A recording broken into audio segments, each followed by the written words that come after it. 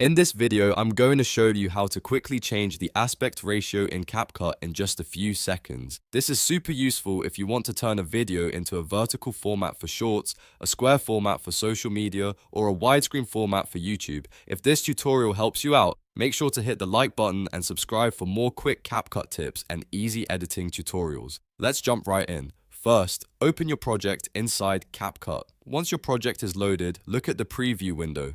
Right there, you'll see the ratio option. This is the control that lets you change the shape and dimensions of your video canvas. Go ahead and click on ratio. When you do that, CapCut will show you a list of different aspect ratio options. You'll usually see formats like 16:9, 9:16, 1:1, and others depending on your version of CapCut. Now all you need to do is select the aspect ratio you want. If you're making content for YouTube, 16:9 is usually the standard choice. If you're editing for TikTok, Instagram Reels, or YouTube Shorts, 9:16 is the better option.